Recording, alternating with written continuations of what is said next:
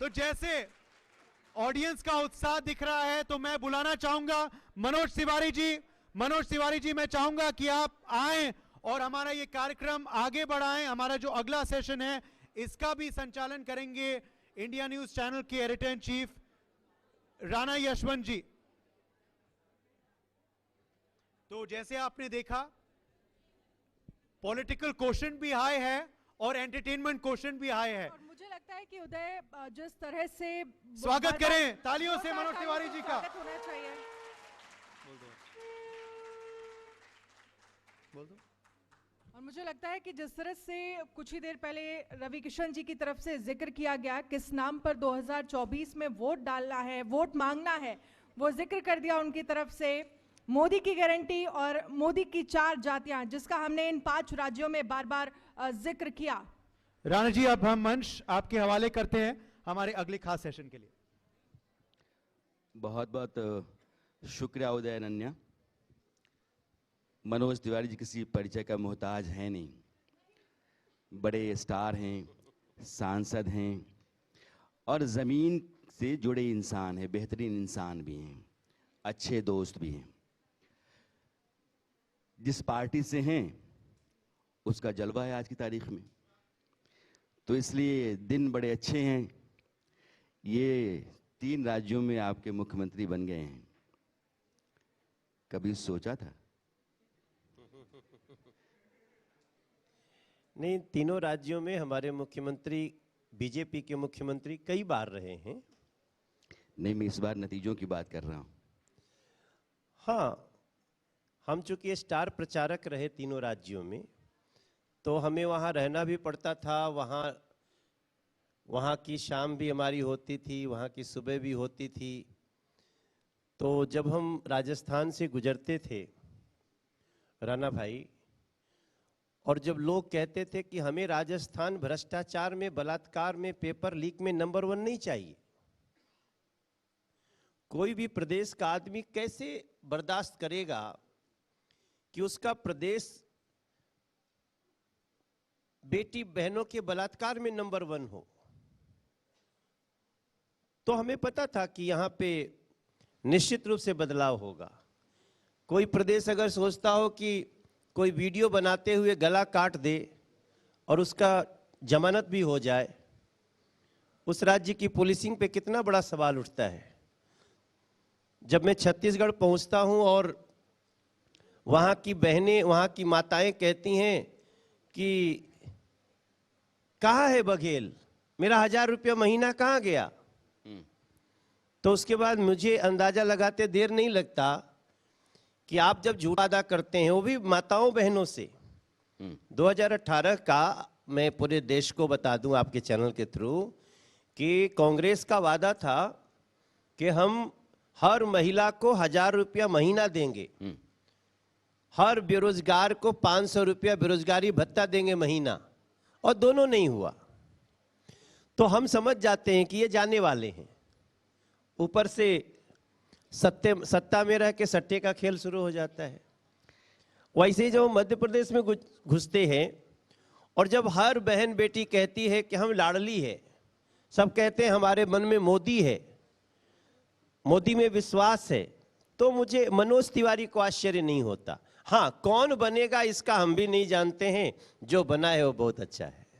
अभी आपने ये कहा कि मध्य प्रदेश की बेटियों ने कहा कि हम लाडली हैं, तो इशारा आपका ये है कि शिवराज सिंह चौहान की सरकार ने काम अच्छा किया होगा। अच्छा ही किया है। मोदी जी का चेहरा लेकर के आप मैदान में थे।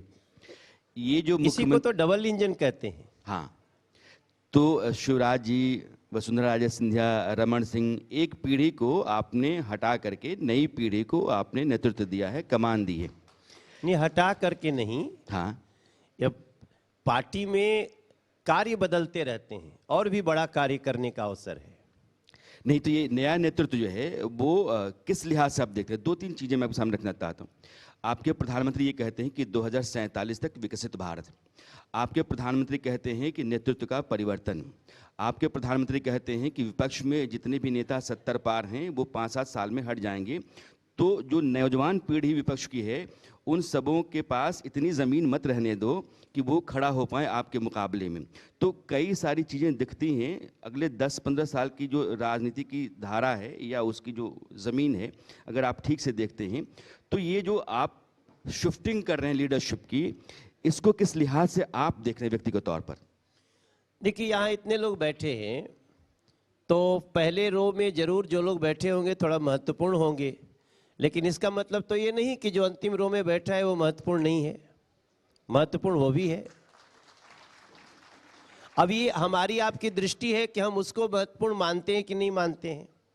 और जब सामने वाला ये कह रहा है हाँ हम उसका भी सम्मान करने को तैयार हैं, जिस प्रकार से मोहन यादव का सम्मान शिवराज सिंह चौहान ने किया, जिस प्रकार से विष्णुदेव साई जी का सम्मान रमन सिंह जी ने किया, और जिस प्रकार से भजनलाल शर्मा का सम्मान वसुंधरा जी ने किया, वसुंधरा जी ने किया, तो इसके बाद तो दुनिया की हर राजनीतिक पार्टी को सोचना पड़ेगा कि बीजेपी का यह आंतरिक लोकतंत्र है कितना बड़ा, यह समन्वय है कितना बड़ा।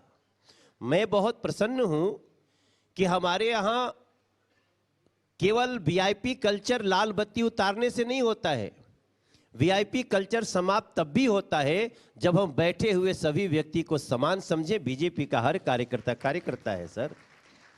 अभी आपने कहा कि इन 3 राज्यों में जिस तरीके से नए नेता चुने गए वो बताता है कि बीजेपी के भीतर आंतरिक लोकतंत्र कितना है। आपका विपक्ष कहता है कि नहीं, ऐसा नहीं है। एक ऐसा नेता आपका हो गया है जो अपने फैसले को मनवाने की ताकत रखता है, इसलिए लोकतंत्र आपको दिख रहा है। दरअसल वो फैसला निर्णय एक व्यक्ति का होता है।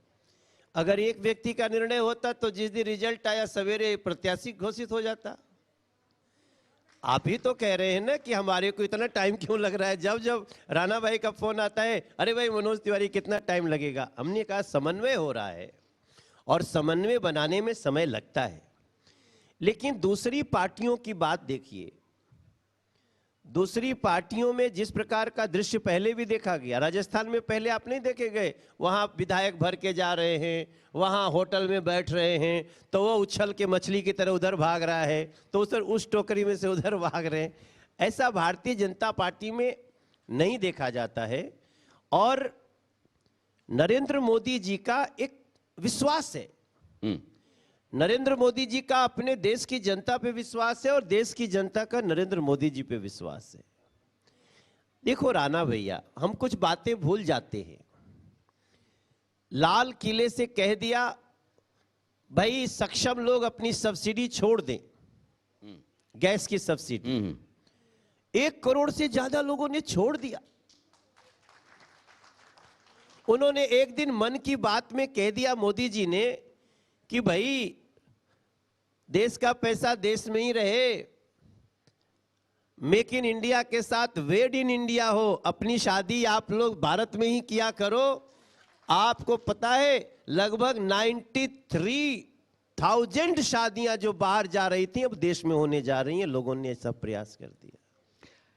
आप मोदी जी को अगर इतने बड़े नायक के तौर पर देख रहे हैं और 3 राज्यों के चुनाव नतीजे उनके नाम आप कर रहे हैं, तो इससे पहले कि मैं विषय परिवर्तन करूं, सवाल बदलूं, इस पर मनोज तिवारी को मनोज तिवारी के अंदाज में सुनना जरूरी है। तो कुछ गाकर सुनाएं या फिर हम लोग आगे बढ़ें?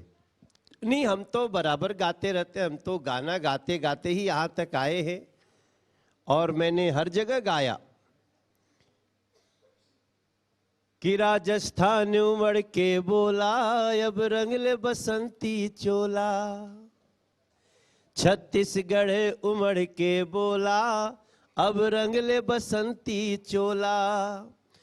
अरे मध्य प्रदेश के दिल में है मोदी, मध्य प्रदेश के दिल में मोदी बोल रहा है टोला, जनता ने उमड़ के बोला अब रंग ले बसंती चोला। जो सनातन नष्ट करने चले थे, जो सनातन को नष्ट करने चले थे, अब उनका अस्तित्व है डोला। भारत ने उमड़ के बोला अब रंग ले बसंती चोला।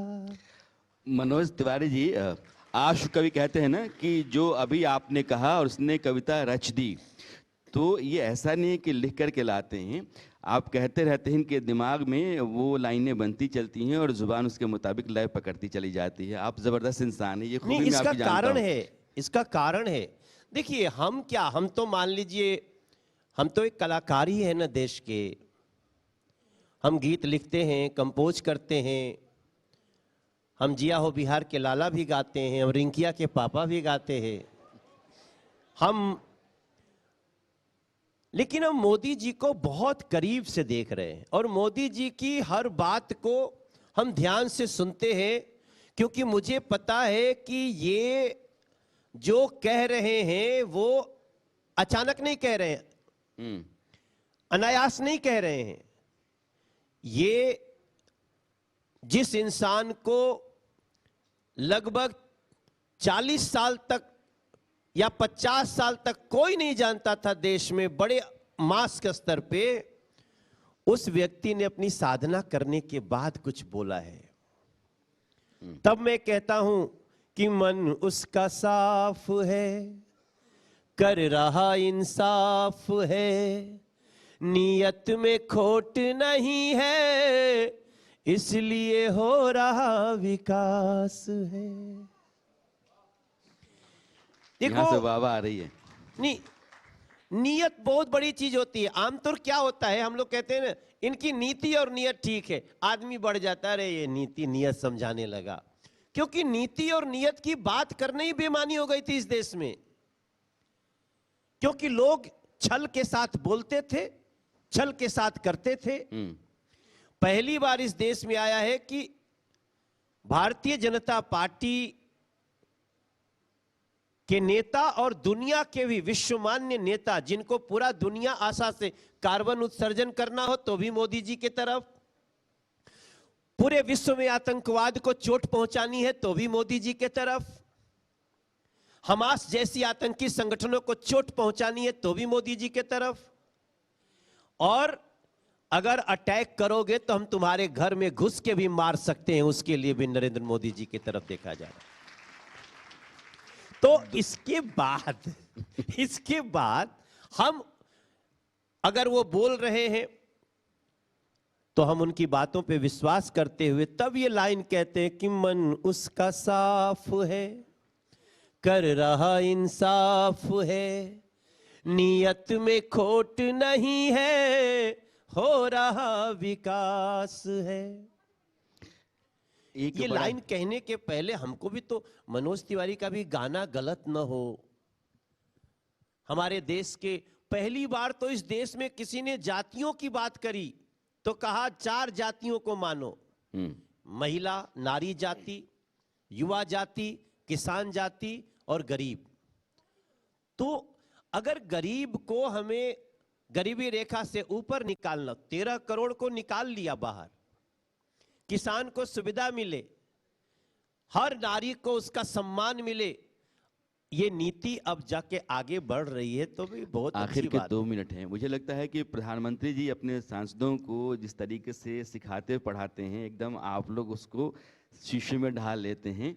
4 जातियां रवि किशन आए थे, उन्होंने सुना दिया, तो नहीं, ये गरीबों थॉट को है, बाहर निकाला। ये थॉट है। मैं पूछना चाहता हूं यहाँ सभागार में बैठे लोगों से भी कि अगर ये थॉट अच्छा है ना भाई, और कुछ लोग क्या है, जाति के अंदर जाति, जाति के अंदर जाति, जाति के अंदर जाति, वो हिंदुओं में तो 55 जाति बता देंगे, लेकिन मुसलमानों में कहेंगे बस ये एक ही है। मुसलमानों में भी 52 जातियां हैं, हिम्मत हो तो बताओ, तब भी तुम्हारी बात करते हैं। तो फिर आप राहुल गांधी जो जाति की जनगणना करवाएंगे, बार बार कहते हैं, चुनाव में जाकर के मन से ऐलान करते हैं, उससे आप सहमत नहीं हैं? बिल्कुल सहमत नहीं है सर।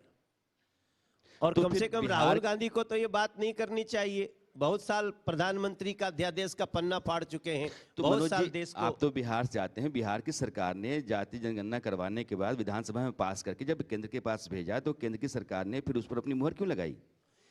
भाई जाति की बात करोगे कि जाति का लाभ भी करोगे? लाभ करने के लिए अगर नरेंद्र मोदी जी हाईवे बना रहे हैं, नरेंद्र मोदी जी घर घर नल से जल पहुंचा रहे हैं, नरेंद्र मोदी जी अगले 5 साल तक गरीबों को फ्री भोजन देंगे, नरेंद्र मोदी जी 5 लाख रुपए का फ्री इलाज देंगे, क्या इसमें कास्ट का वर्गीकरण है सर? क्या इसमें जाति बंटी है? क्या कि इस जाति को नहीं देंगे, नहीं, जो बिलो पॉवर्टी लाइन है।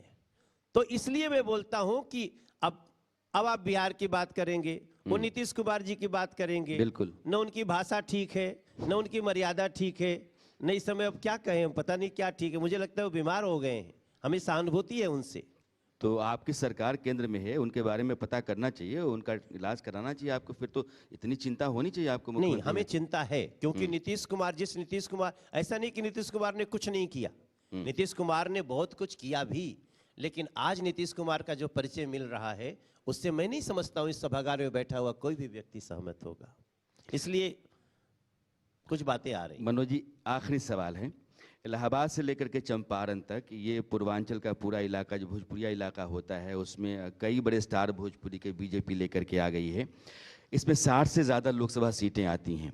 2024 से पहले क्या आप कुछ और, चूँकि आप ही खींच के लाते हैं, रवि किशन हो, निरहुआ हो, फिर आप निशाना साधते रहते हैं, इधर आ जाओ, इधर आ जाओ, तो 2 4 5 और लाएंगे क्या चुनाव से पहले, और फिर उसका फायदा क्या होगा? नहीं, जो भी आए हैं, रवि किशन एक शानदार व्यक्ति है, वो सब कुछ के बाद भी देश के लिए समय देना चाहता है। उसका अटेंडेंस देखिए, उनकी मेहनत देखिए, उस गोरखपुर में जो काम कर रहे हैं उसको देखिए। तो कुल मिला करके, और भी दिनेश लाल यादव हैं, दिनेश लाल यादव आजमगढ़ के सांसद हैं। मेरे भाई बहन जो सुन रहे हैं हमको, दिनेश लाल यादव जिस सीट से बीजेपी के सांसद बने, वहां आज तक बीजेपी का सांसद बना ही नहीं था। उस जगह को अगर कोई जीत लेता है तो हम उसको क्यों नहीं अच्छा माने सर। तो और ये सब देखिए, हमारी फिल्में भी देखिएगा ना, तो सब फिल्म में हम लोग विलेन को इसलिए धोते हैं कि वो देश के खिलाफ बात करता है, और देश के खिलाफ जो भी बात करता है वो भोजपुरी खातिर खलनायक के बाटे। वो भोजपुरी में गाना है कि गोरिया चांद के अंजोरिया नियर गोर बारू हो, तहार जोर कैसे कोई नहीं खे बेजोड़ बारू हो। तो मनोज जी, आपके साथ भी सब गोरिया नहीं है, आप दोस्त हैं, आप भी बेजोड़ हैं। और 2024 के लिए आपकी पार्टी की रणनीति जिस तरीके से आपने रखी है और जो उम्मीदें आपने जताई हैं, मुझे लगता है कि पूरा हो तो आपकी मुराद पूरी होगी, आपकी पार्टी की मुराद पूरी होगी। सभी विपक्षी मिले हुए हैं, सभी विपक्षी मिले पड़े हैं केवल एक शक्ति को हराने में। सारे विपक्षी गिरे पड़े हैं सिर्फ एक, मैं सीधे सीधे कहता हूं, एक मोदी को हराने में, और एक मोदी लगा हुआ है भारत देश को जिताने में। यही अंतर है सर, इसी में सारा कुछ मिल जाता है। बहुत बहुत शुक्रिया मनोज जी, बहुत बहुत शुक्रिया। बहुत बहुत शुक्रिया राणा जी, और बहुत बहुत शुक्रिया। दोबारा जोरदार तालियां हो जाए मनोज तिवारी जी के लिए। मनोज तिवारी, भारतीय जनता पार्टी सांसद और अभिनेता, बहुत बहुत शुक्रिया कि आप आज हमारे इंडिया न्यूज़ मंच पे आए।